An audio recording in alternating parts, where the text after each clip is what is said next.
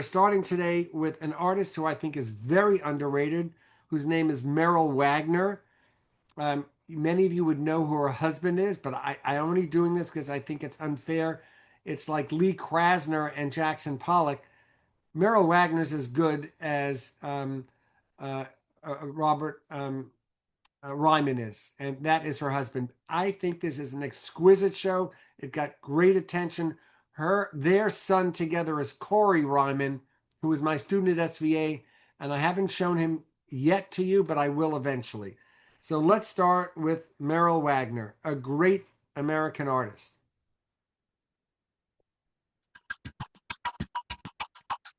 I was thinking that there were two subjects that are in my work. One is the landscape and the thought of, or the remembrance of a landscape or of nature, and the other is the problems that come with making the painting. Sometimes becomes so difficult that I just have to focus on that solely in order to get the painting done. So then the elements of the problems that come with making a painting becomes the subject of the painting.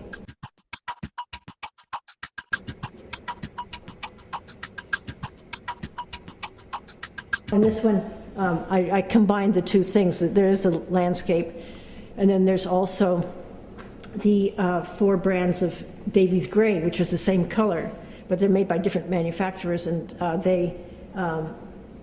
so I made the whole painting with the different colors, which were really the same color. The most interesting to me is when it's not a landscape, it's not anything.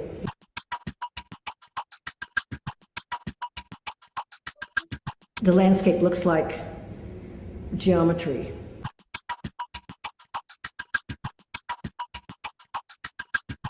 It's without subject. It's the most interesting. I don't think that I'm going to go use industrial materials, but like that. I guess I should go back all the way. And I still work on canvas. Found problems with canvas because it's fragile and because it changes with the weather.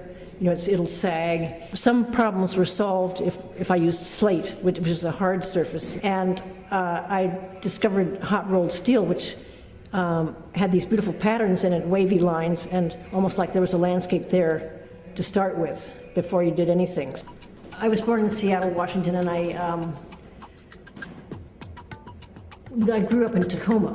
My family moved to Tacoma, Washington. My father was in the lumber business. I was born in 1935, so I grew up during the Second World War, and we had a victory garden, and we didn't throw away anything. There was a very strong sense of saving things, not wasting things.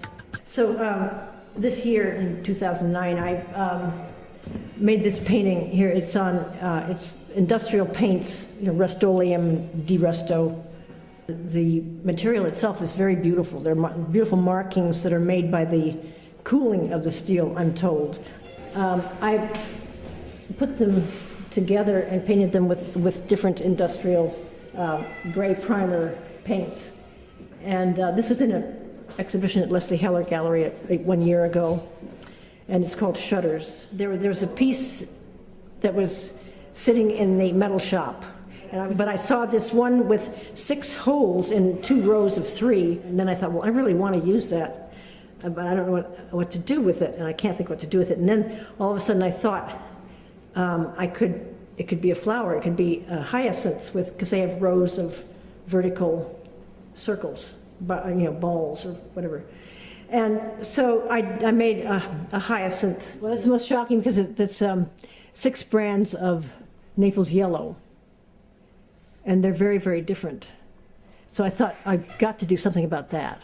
You have to make a project about that. So that's my next sort of. I'm studying that now.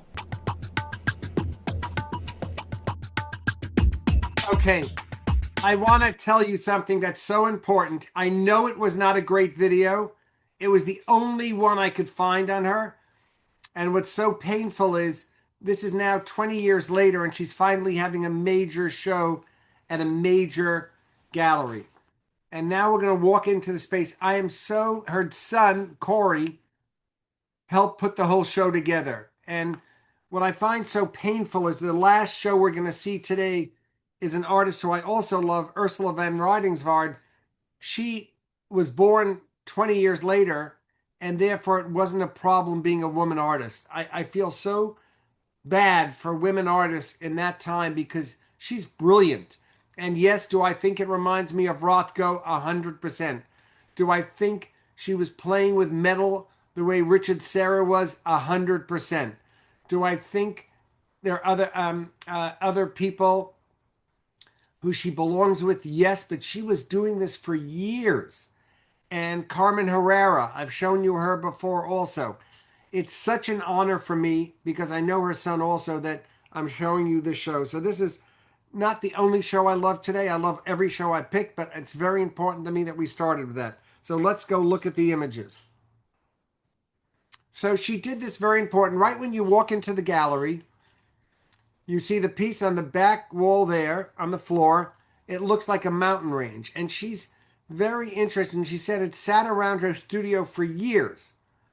And when you look at it, it looks like it could be mountains in the desert. The colors are beautiful. And she's using slate, metal, and different types of metal. And then she paints on them.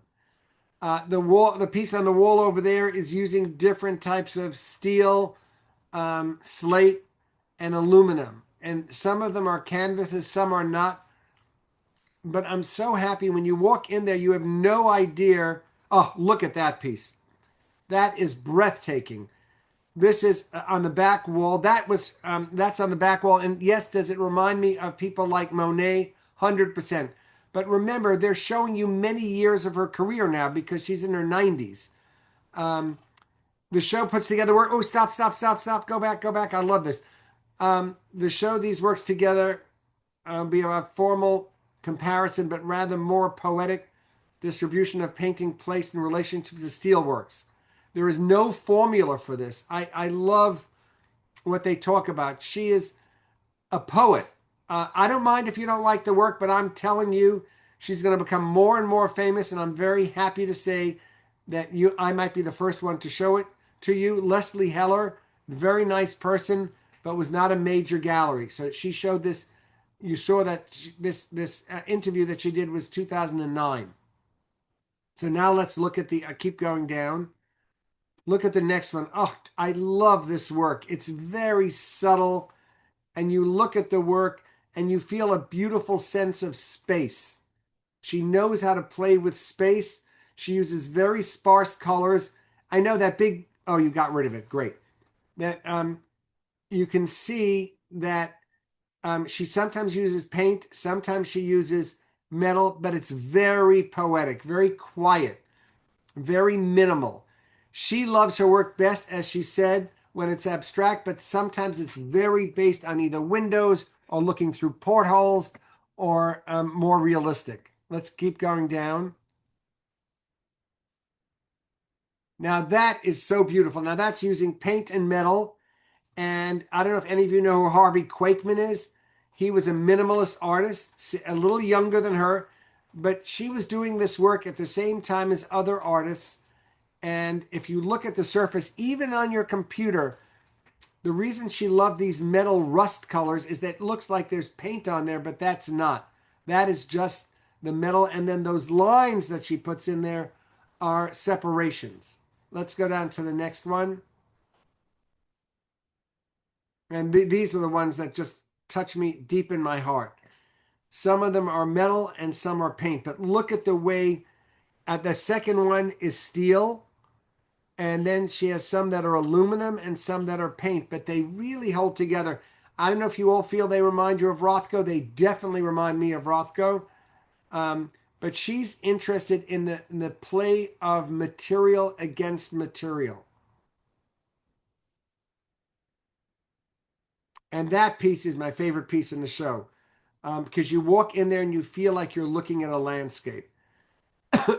And this sat in her studio for 40 years until she figured out what to do with it.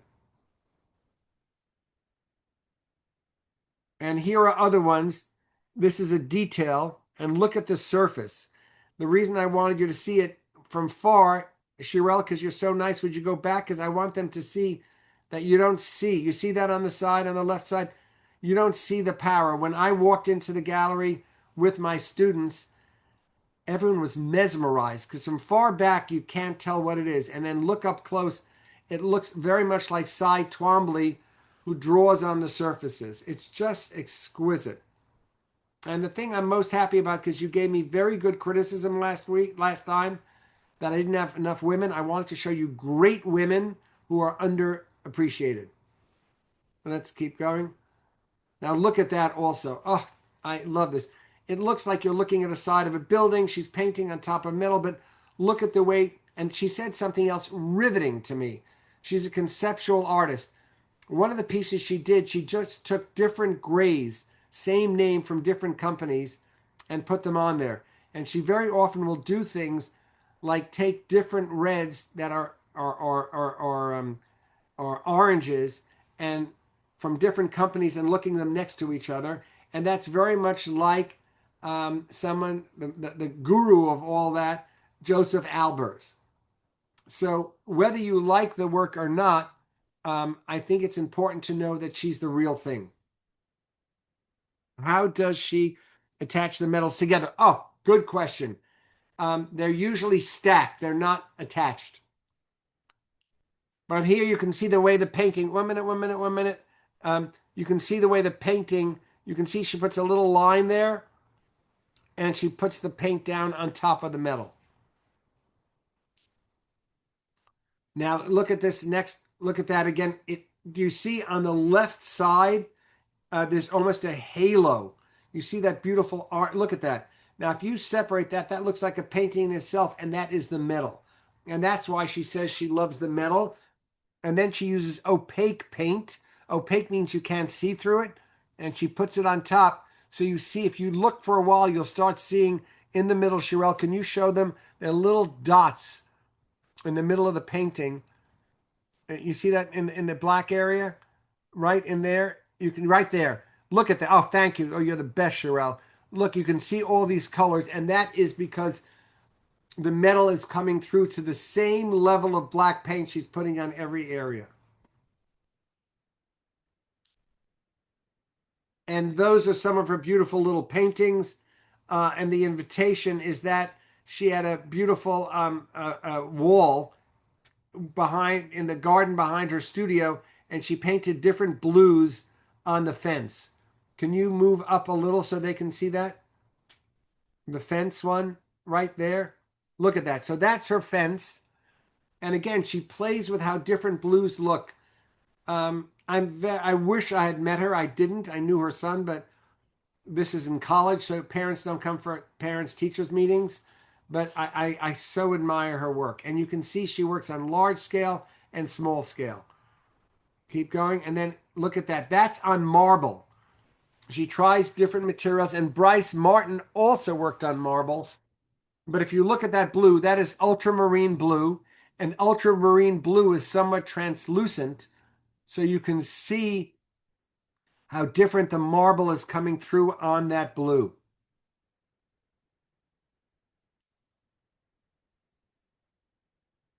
And here are using other different materials. So she's somebody who's obsessed with material.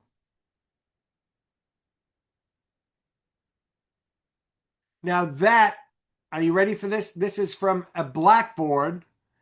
That's a real slate blackboard.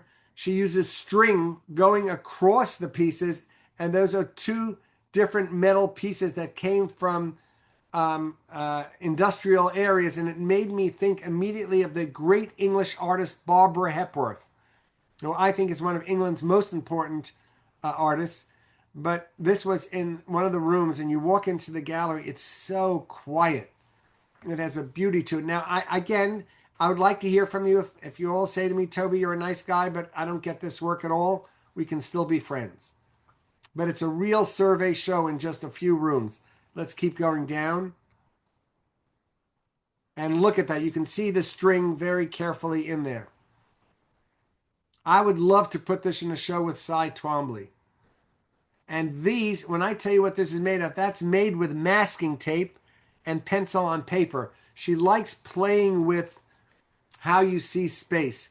Now, if you look at that and you say to me, Toby, do you think she knew Donald Judd? I'm sure she did. Same age. But again, very esoteric. Keep going. These are from the 70s. And you can see how she's using pencil.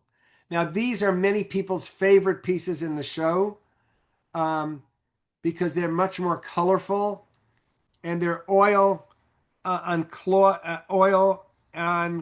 tape. And you can see it. It's beautiful. It's on plexiglass in 4 pieces. And they look very much like you're looking out at fields.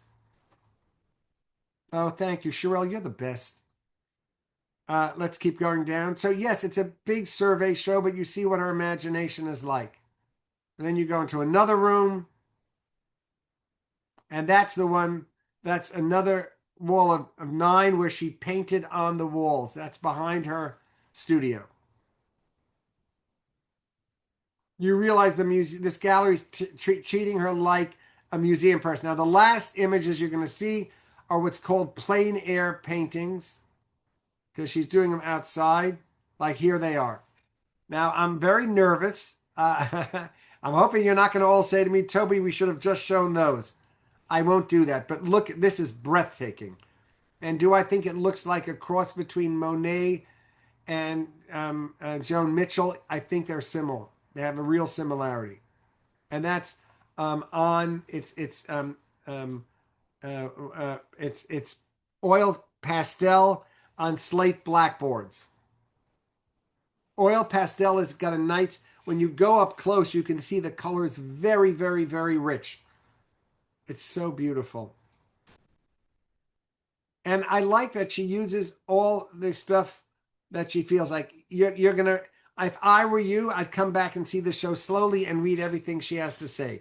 But I'm nervous about time, so I'm going to keep on moving. Can I just see from everyone? Sherelle, can you ask people if they found it interesting? I'm so hoping. I spent a lot of time. I know I did, but I love it so much. So for those of you who didn't like that, we're going to see Roy Nagel, who is a very interesting ceramicist, and he uses a lot of color, and he has much more of a sense of humor, and he makes fun of the whole art world as being so intellectual, and he just wants to have fun. So now we'll see him.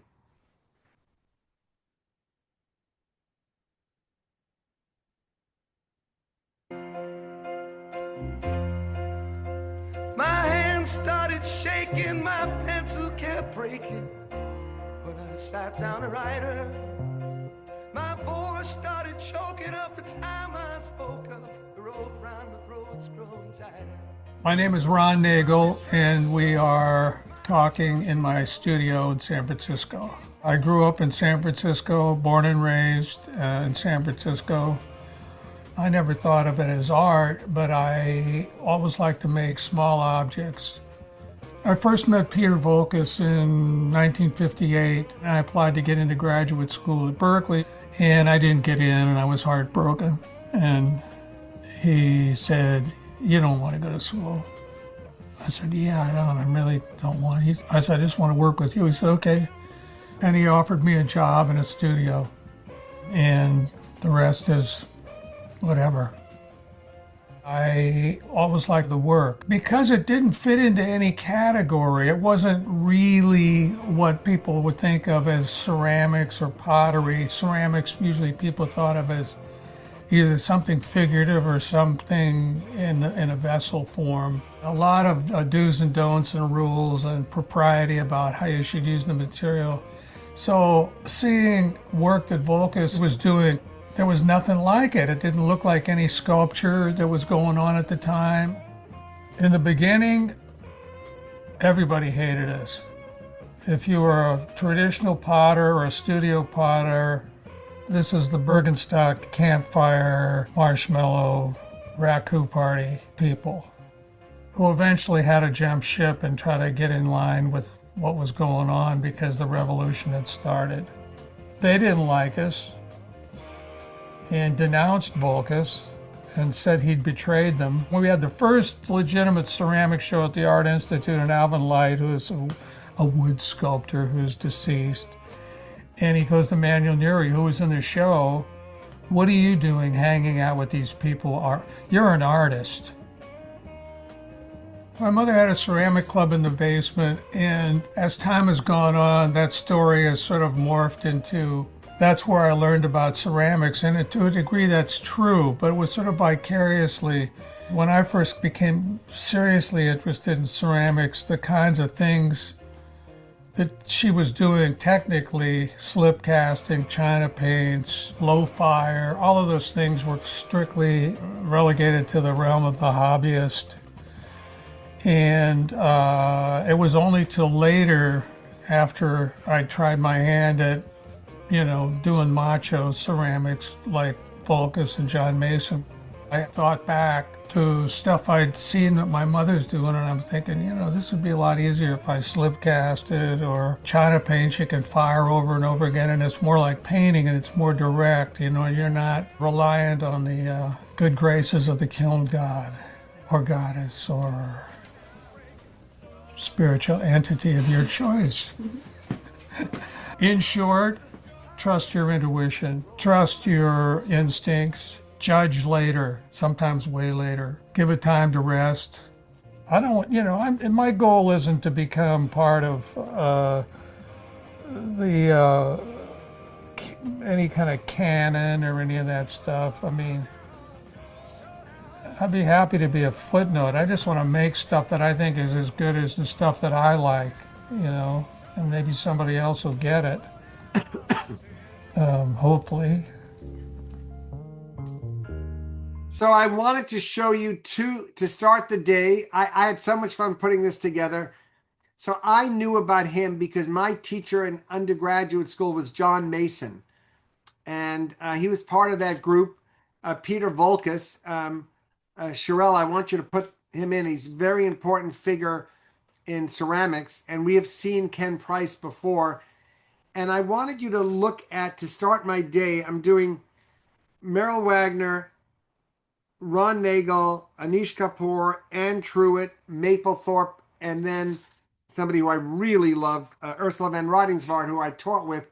These are all brilliant artists, but have very different attitudes and feelings of who should be looking at their work and how they want to be felt in history. I love when he says, I just want to be a footnote. I want to be in something. Merrill Wagner and Anish Kapoor want to be major influences, as does Ann Truitt. So I think it's important to see this guy who's fun. I love his work.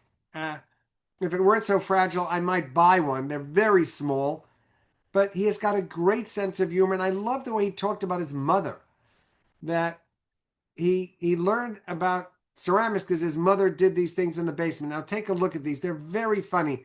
And yes, do I think they relate to people like Philip Guston? 100%. But they're all very small. But they have a sense of humor. Like some of them, people say to me, don't they look like toast or like a jelly donut? Or he really likes playing with you, and his colors are very, very hysterical. And remember, they're all tiny. They're 4x5. He never goes much bigger than that. I shouldn't say never. Mostly doesn't go bigger than that. And again, take a look at the surface, the texture. And he uses epoxy resin and acrylic paint. He plays with all different materials.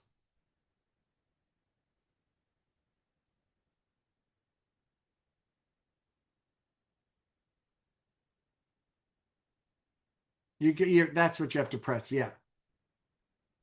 And you can see how they're made. They're all using a lot of different material.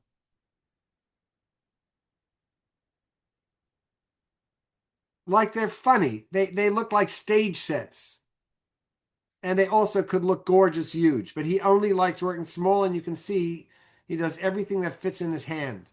And in the show, oh, look at that one. I love that. It almost looks like it's it could be from a dessert place. So it's very different than hers because this is about a sense of humor.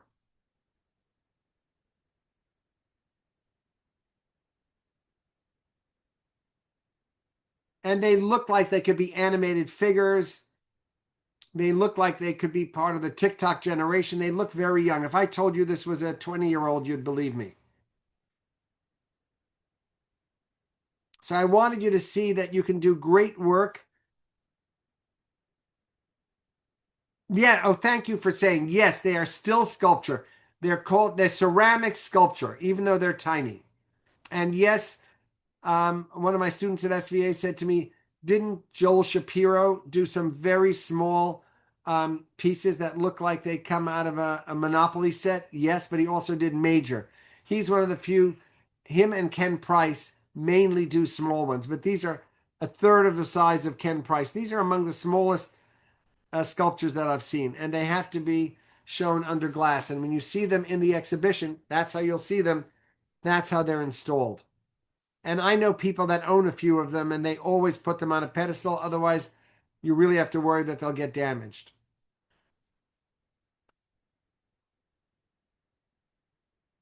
They're very intimate, and they have a great sense of humor.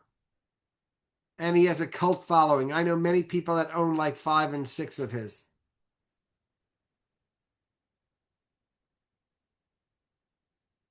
And the only problem is they have to be under glass because they're too fragile. In a show, I'm talking about. In your home, you could do it any way you want. But they have a feeling very similar to like dioramas. All right, now we're going to go to the next show, which is Anish Kapoor. I'm being very careful of my time because I'm worried. This is a video of other work of his. These are his paintings, and he did this after COVID.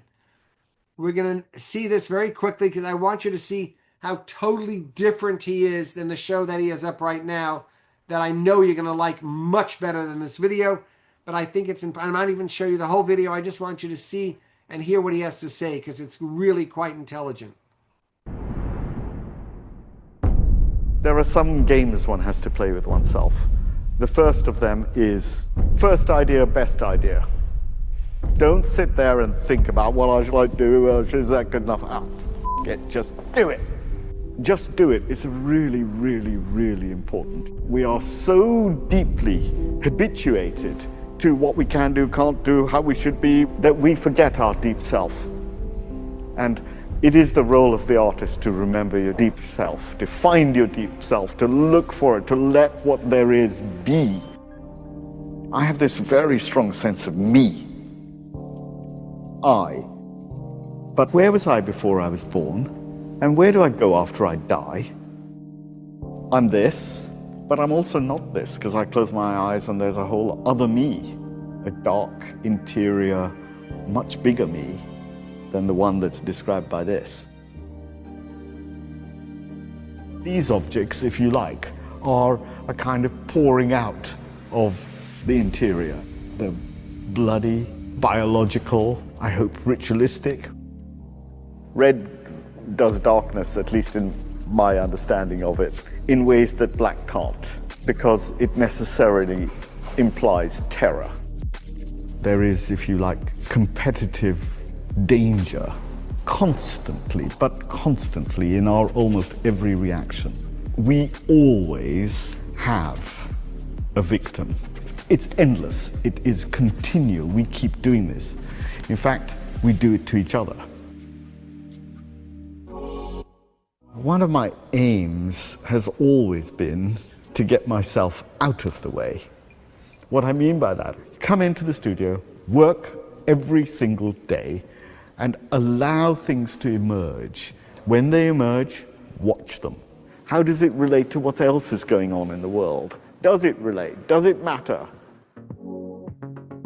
What I'm looking for is for the viewer to take part, if you like, in the memory process, in the associative, poetic process that takes place within you, rather than obviously delivering a message.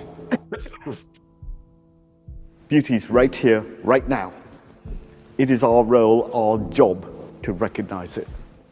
Forgive me, but I firmly believe that. That's the great thing about being human, isn't it? So I'm sure you realize this week, because it's Man Cherutenu, I wanted to show you very different artists that are so powerfully different. And this is the show that's up now.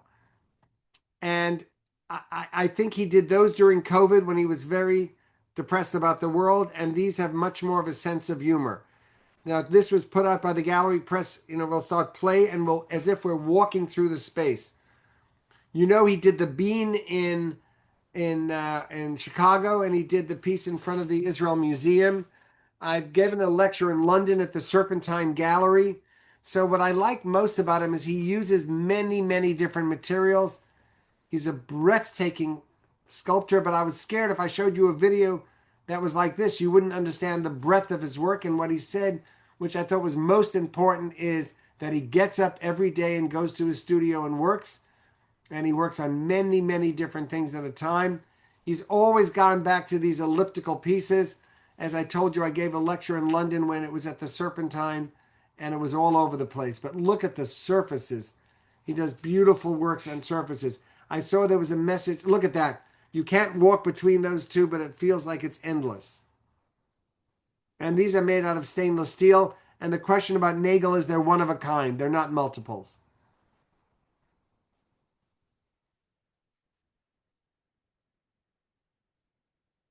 He's gone back to this many, many times where he loves stainless steel.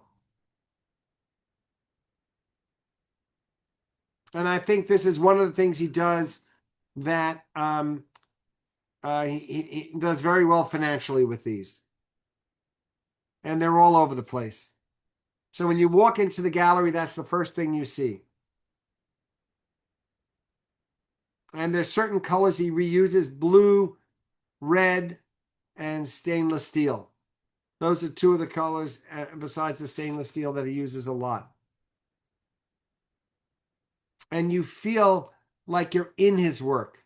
Like in the video I showed you, he wanted you to feel like it's the insides of you. And here you're walking around the space. It's a breathtaking show. Zelda, I agree with you. It is a wow. And these are the ones that I really like. You feel like you're going into the womb. Now, there was a lot of controversy about him a few years ago because he invented, or he purchased, the use of a color black that is his now black. He's the only one who can use the black, unless I think you pay him a royalty. But the black is so intense that it feels like you're drowning in it. And Shirelle, if we have 30 seconds and you can show them that black, I would love for them to see it as soon as we finish this video, which is now almost done. Show them the black. It's such a beautiful color. It's called Anish Kapoor black. There was a huge controversy with it. There it is. Look at it. Even in this little nothing video, it looks like it's a hole in the wall. You can go to images. If you go to images right above all, there it is. I mean, you know what? I can't help it. I love them. But even on a computer, it doesn't look like a real black. So some people said it's just like Yves Klein blue. Other people said it's wrong. He should have just gotten it and then let anybody use it. But he cares a lot about it. So there's a lot of argument about this. All right, now we'll go back to the next show because I'm watching my time. Anyone have any questions? Can we stop here for a minute before we go to Anne Truitt? Any questions yet, Shirelle?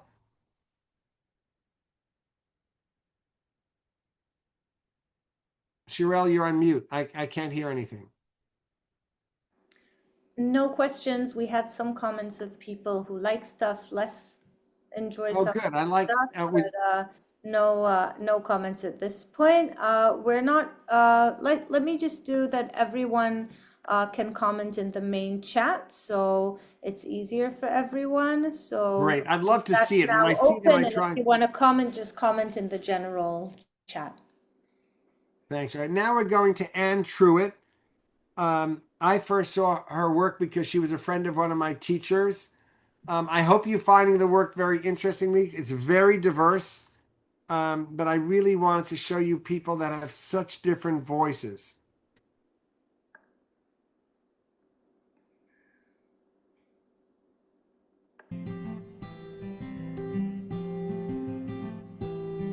In the last few months, I have become more conscious of how my work takes form. It sometimes happens unexpectedly. Just as I wake up, a series of 3 sculptures may present themselves somewhere that seems high over my head in my consciousness. They simply materialize, whole and themselves, in a rather stately way, and stand there, categorical in their simplicity. This can happen anywhere, not necessarily just after waking, but characteristically without any preparation on my part. Sometimes a single piece will appear, never more than 3 at once. I cannot make them all. Less than a quarter of them ever reach actuality.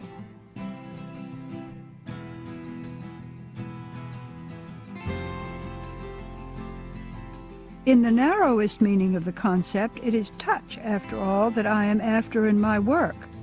The touch of my hand I hope to find transmuted into something that touches the spirit. I hold the structure neutral, a column. Painted into color, this wooden structure is rendered virtually immaterial. The color itself is thus set free into space and into the ever-moving sun, which marks time. And color is the least material of matter, vibration as light.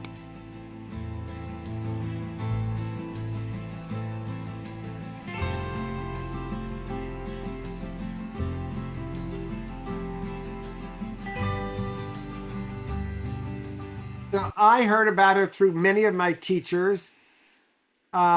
She was somebody who was doing work at the same time as many of the famous men who were doing it at her time, but she did not get nearly the recognition that they did. I wanted you to see it because Ruth Asawi, who has a show, you can see it on the side here, that had a big show at MoMA, she also only made it much bigger later in her career. And I think it's important that we look at artists who are doing work that was amazing but didn't get a lot of recognition. All right, so now let's go see her show. Now, I wish I could take you there because there are a few sculptures, but most of them are works on paper. Stop right there. These are very minimalist paintings that she did on paper. They're on handmade paper, they're acrylic, and she did things that were very similar to male artists at the time, but I had never seen. She did this. It's looking through a window. I don't know if you can see the lines in the middle, right there. Hans Hofmann did that. But when you see it in the show, I took my students there. For the first 2 minutes, you don't see anything. Some of them, it's very hard to see. This is on a computer. You can see it somewhat. But she plays with division of space, of how do you look through something and how do you understand something. And I thought it was very interesting to see Merrill Wagner, who's doing it with metal, and later Ursula van Rodingsdorff has done it with wood. She uses cedar. And here is somebody, Anish Kapoor, all these people who are doing things that are very subtle. The only one that's having a lot of fun playing with you is Ron Nagel, and I needed a little comic relief in there. But she's a very intense artist, and she wants the work for you to force yourself to look at it. So let's look at those quickly. I'm watching my time. So first you say to me, Toby, you're a nice guy, but what are we looking at? All of these are divided by windows, but it takes you a minute. Sherelle, can you show her the first yellow one? You can see the line. Do you see it yet? Do you see it now? Right there. The gray one, you can see it in the next one. So when you look at it, you really, and it goes in the other direction too. You don't see them, and that is what she wants from you. She wants to play with you. Go down more, and I'll show you one that you really almost can't see at all. The purple one and the yellow one you see is the crisscross. Do you see them in there? I know you'd say to me, Toby, who cares? She cares. And that's why it's important for you to see. when you look at her sculptures that are in the room too, if you look at it, it looks like it's floating in the world, and there's a little bit of color on the bottom. It's acrylic on wood, and she wants you to feel like that is floating in air. I have to say, I learned about her when I was a student in graduate school. I've never been bored by her. I don't necessarily understand what she's trying to do other than play with space, but I admire her greatly because she's made an entire life of only doing this type of work. Very different than Anish Kapoor, who's constantly changing. She stuck with one thing that she loved, and she did it her whole life. Now we're going to Mapplethorpe, who's a very different type of artist, and I think these are both beautiful. They're 1 minute each, the videos. To the world of Robert Mapplethorpe, a revolutionary American photographer who pushed the boundaries of art through his striking black and white photographs. From intimate celebrity portraits to controversial explorations of New York's underground scene, Mapplethorpe's lens captured life in its raw, unfiltered beauty. His story intertwines with legendary artist Patti Smith, his girlfriend and closest confidant, during the creative explosion of the late 1960s. Together, they crafted art and forged a friendship that would last a lifetime. Later, meeting art curator Sam Wagstaff would change his life forever, becoming not just his mentor and patron, but also his devoted companion. Mapplethorpe's fearless approach to photography challenged societal norms and sparked intense debates about art and censorship. Tragically, his brilliant career was cut short when he passed away from AIDS-related complications in 1989, at just 42 years old. But his legacy lives on, reminding us that true art knows no boundaries and speaks directly to the soul. And here's one more short video.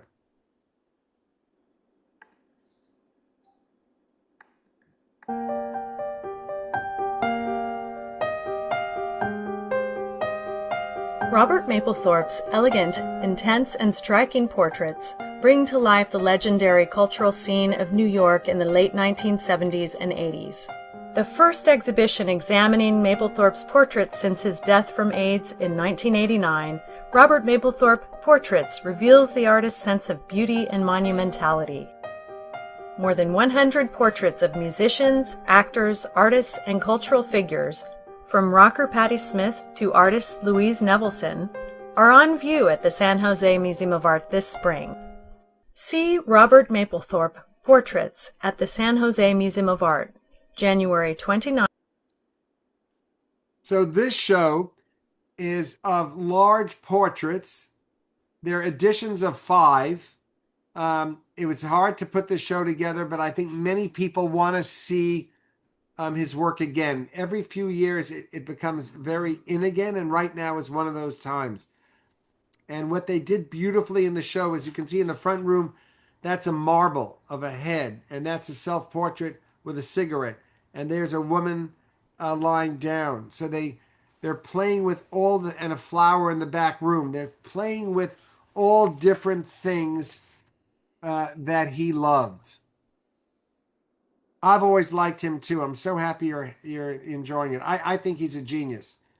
I never met him, but I knew tons of people that knew him.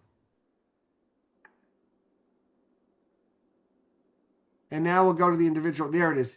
That is one of the most important self-portraits from 1980. It's a silver gelatin print. That is a very powerful one from 77. It's the American flag. It's a very iconic piece of his. And they picked really interesting. That's Patti Smith. That is one of my favorites. It's looking at a sculpture, and it looks so real. And he's using black and white in such a powerful way. He had a beautiful, and look at that flower. Oh my God. Calla lily. And he liked working with the format that these pictures are. And that was a self-portrait when he was very ill. This is when he's dying. And he knows he's dying. And that's Deborah Harry.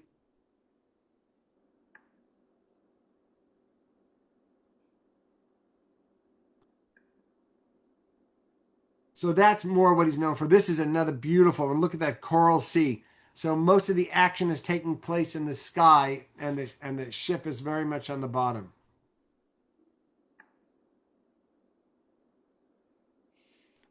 And this one, again, I just love. It's like you feel like you're at the beach. You can almost hear the sound of the water. And if I was curating a show, I'd love to put this next to the Merrill Wagner we saw in the beginning of the day.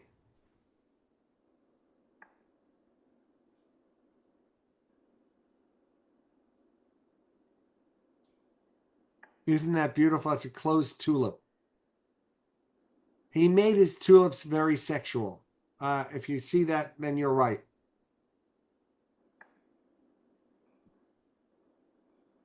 And that's one of his iconic ones. That's what he became very well known for. He did a whole series of very provocative gay sexual imagery. But look at that beauty. I love that. It looks very much like Edward Weston, if you like Edward Weston, who I love. In my new book, there are going to be some figures, some dancers as well. And I'm doing all the dancers in black and white. All right, now we're going to go to something that is really fascinating at the Petzel Gallery.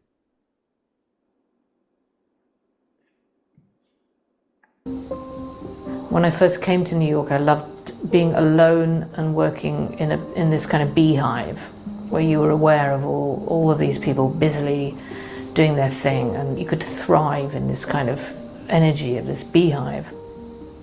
Being up in the countryside takes a totally different set of survival muscles, because you are more thrown back onto yourself, and there isn't that, when it gets dark at night, it's very dark.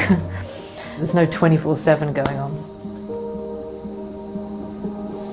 So the fact that the show is emphasizing self-portraits wasn't so much due to the pandemic, but I kind of became glad that was, in an odd serendipitous way, what I had decided to focus on, because we all needed to ground ourselves and we only had ourselves. And so it became a more intense relationship that way, especially to the image called Self-Portrait Wings. That one, I thought I'd actually ruined it because I kind of lost my nerve, and then I went back to it and it actually became a kind of, I think, one of the key paintings in the show, because it was almost about rising up again out of some kind of collapsed situation. It's the sort of absurdity of identity and all this kind of stuff that interests me. My relationship to that argument kind of evaporated for a while, and I lost my bearings, and I found I couldn't enter into the paintings, and I just turned to drawing for a while, which has just always been this completely sort of reference-free process of adventure and discovery for me. There are different types of drawing depending on what they're going to be used for. So when I make a drawing for a painting, there, for instance, here are two of the drawings of paintings in the show, Big Yellow Self-Portrait and Self-Portrait Wings. And these drawings have to be very empty because it's about the colour is the most important aspect, and so there has to be lots of scope left for me to then complete them in colour. As a woman painter, that was my whole thing coming up. I mean, now that we have, thankfully, loads and loads of great women painters and everything, but there weren't very many when I was growing up to look back to, and there weren't many around. And that sense of artistic authority, which was my struggle to find that, even to finally realize I actually wanted to be an artist rather than these other things. I guess in some senses that show, it's about who has that authority and why do they have it. And so these self-portraits are about a kind of authoritative, here I am, take it or leave it, but I have creative authority as much as a man, as much as anybody.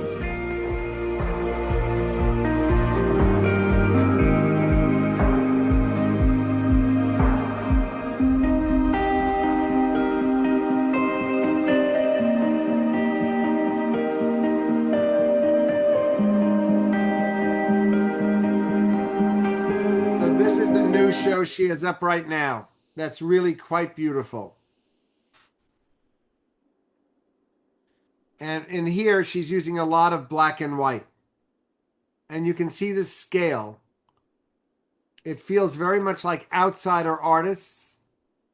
And you can see that she does the drawings first and then uses them as the jumping off point for her pieces. I love her work. It's got a real playful feel to it. And it doesn't look, when you see her work, you know it's hers. It doesn't look like anybody else.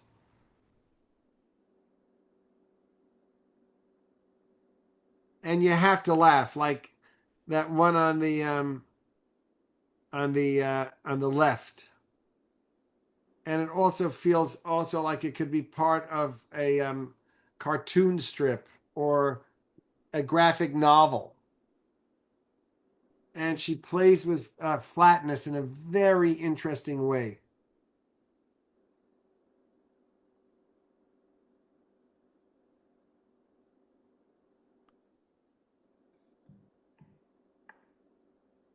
So there they are. The space is a beautiful big white cube.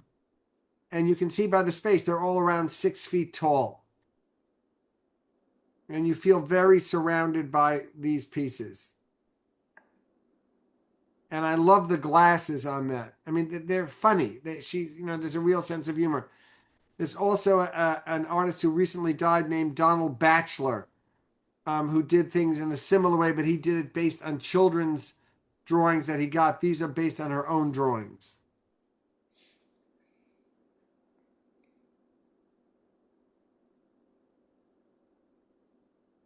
So you can see they're quite large.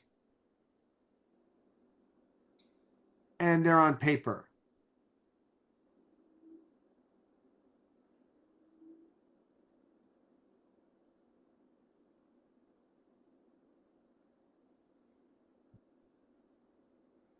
All right, I'm going to hurry now because I don't want to miss anything. We're going to end with Ursula van Rodingsvaard.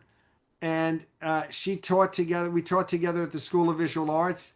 You're going to hear her talking about the fact that she was born in the DP camps. Let's hear what she has to say. And she has a staff. She has a major staff.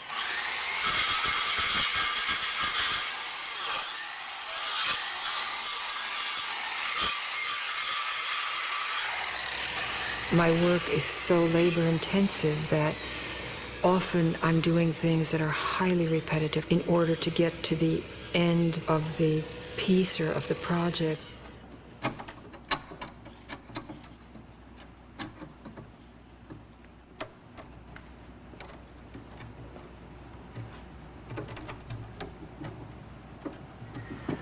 It's actually pretty easy to have an image, but to realize it is a big deal. And often when you're in the process of realizing an image, it's going somewhere else. If that tangent starts going off in a place that feels more exciting, that's what I go with. I grew up as one of 7 children in the post-World War II refugee camps for Polish people in Germany. My parents were extraordinary survivors, and my home was one in which words were not used very often. In fact, anybody that used too many words was automatically suspect. I drank from the world through visual means. That was a huge source of the information by which I lived. I learned you smile, but you ration that. You laugh, but not very frequently and really at appropriate times.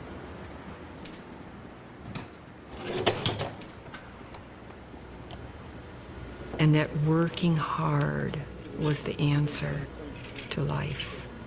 I almost think of it as the way that the Shakers might live.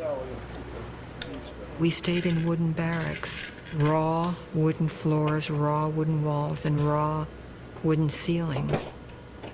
So somewhere in my blood, I'm dipping into that source. I build everything out of cedar. very neutral, almost like a piece of paper. When we build the sculpture, we build it layer by layer. I draw the outside lines of each of the pieces that you see here. The cutters cut them, we put them back here. We then mark it precisely on the outside. You see some of these marks on the outside and on the inside. On the top portions, these marks are actually the most precise of all, so that if any one of these pieces were to be tossed or to be lost, we could find them and put them back where they belong.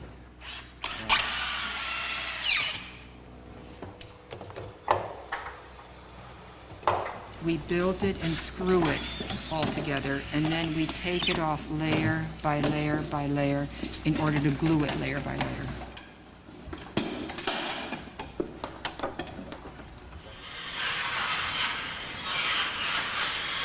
The cutters, by the way, are the princes of my studio.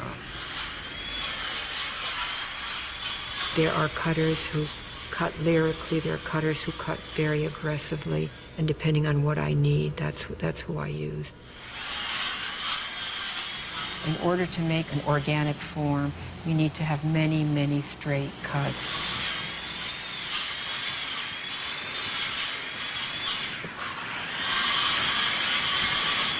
The surface is a kind of landscape that I get carried away with. My definition of a landscape that could also have to do with a kind of psychological landscape or an emotional landscape.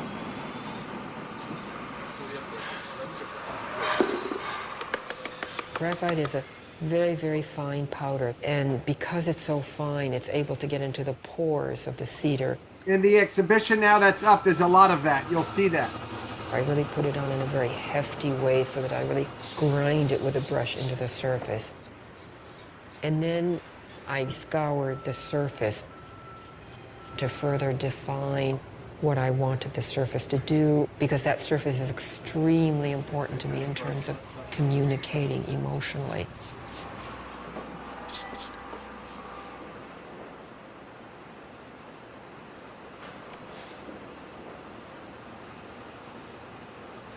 I never do a model, I never do drawings for my works because they close me in, because they limit my options. All right, that's where we're stopping. I want you to hear that. The surprises all over. Now we're going to go to the show. I know we have time, but you can see the rest on your own. But I think it's important that she said she doesn't do drawings. This is the show. It is so breathtaking. And I wanted you to see how she talks about putting the graphite on there with a brush. Take a look at these. They're so beautiful. And this to me feels very much like it's a prayer. And everything is cedar, as she mentioned. And the inside, she put that graphite in there. These are all brand new works. That one is so, it looks like a figure. It's a really beautiful show. Sometimes she does them in metal. All the work in this show is wood.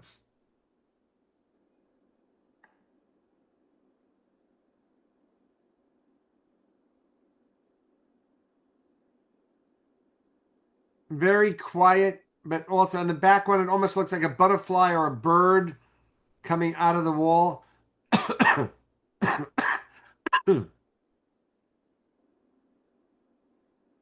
And that one, it feels almost like some sort of an animal coming across this space.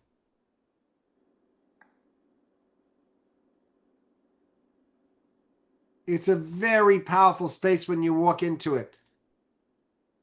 And everything she's always done has been cedar, but they constantly change. And now recently she's doing these pieces on the wall, which I think are very, very beautiful. They almost look like you're looking into a web. And even though she said she never does works on paper, there are 4 or 5 works on paper in the show. But they're not studies. But you can see that black. That's why I wanted you to see that, the graphite. She put that on there. That's rubbed in, and then it's sprayed to stay on there.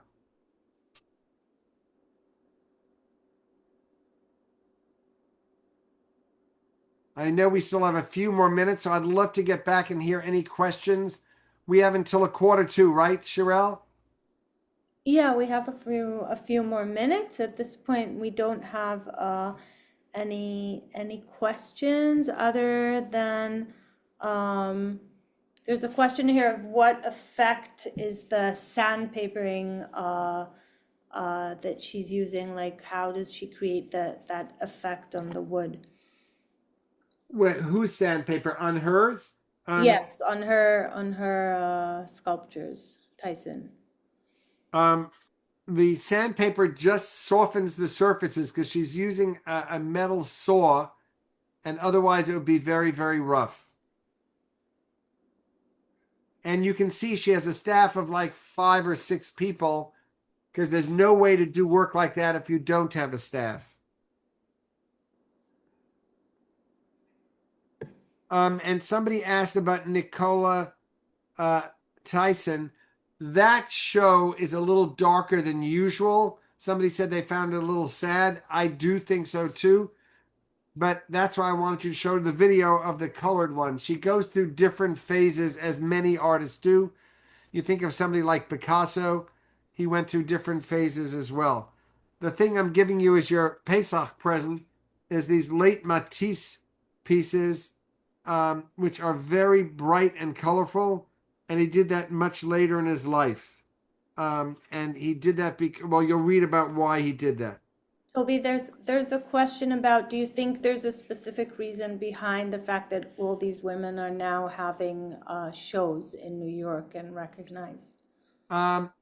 This is an interesting conversation. I think in the last 10 years, everyone felt that there are huge monetary differences between women who are equally talented to men of the same age. And I think galleries and the marketplace is beginning to realize that. So for instance, the big show that's opening in September, I am in shock. It is Jackson Pollock and Lee Krasner at the Met, when it used to be a show like Jackson Pollock and maybe some Lee Krasner. This show is half and half.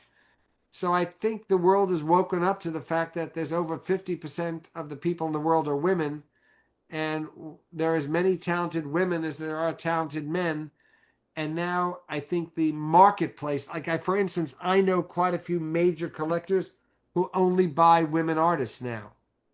Because number one, they feel that women didn't get their due, and number two, they think they're going to be worth much more because to date, the biggest ticket items of work sold are usually by men. So I'm thrilled that I'm seeing it happen. But for young artists, there's many women and men. Nobody cares. And there's not a price difference between young women artists and young men artists. It's only historical figures. Like O'Keeffe sells for a lot, but I can't name you 50, women of that generation who sell for a fortune.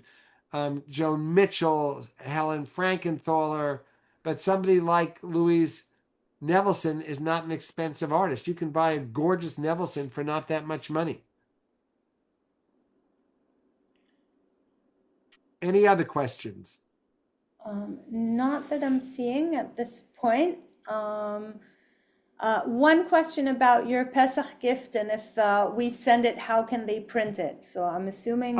Yes. So I had Sharon work with me and take it off of it's from the critics pick, and we downloaded it for you because I am I get the New York Times, and they can I sent it in 4 pages, Sherelle. I got rid of all the ads. So you'll I sent it to you like this. So you'll have 4 pages where all the words and all the images are in there. I didn't know what I could do since I can't send you my delicious matzah and chocolate, but this I could send you through the mail. But you'll see it's beautiful, and I wish I had the time and the ability to take you to Paris just to see this, because it's so beautiful to see these late works by a much older artist who's looking back at his past, and I think it's fascinating. really fascinating. The show includes more than 300 works, which it's a huge show. He had personal illness. When you'll read it. It's a really good thing. And thank you for bringing that up, Shirel. I didn't know what I was going to give you all, and I wanted to give you something, and I figured this is a great thing. Thank you, Toby. We'll be attaching that to the follow-up email, and you'll obviously receive all the links to the artists that we viewed today and a few more. Can I ask a question? Because I see a lot of your faces. Was it too esoteric today, or am I okay? Okay?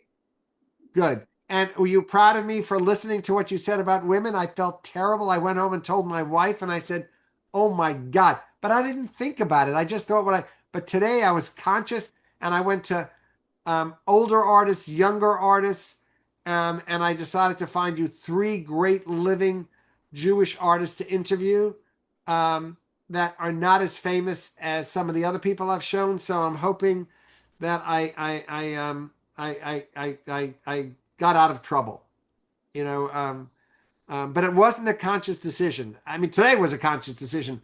That time I just was picking whatever shows I liked. Toby, thank you very much. All right, everyone, have a Chag Sameach, and I will see you next month. We have great shows for next month as well. Take care.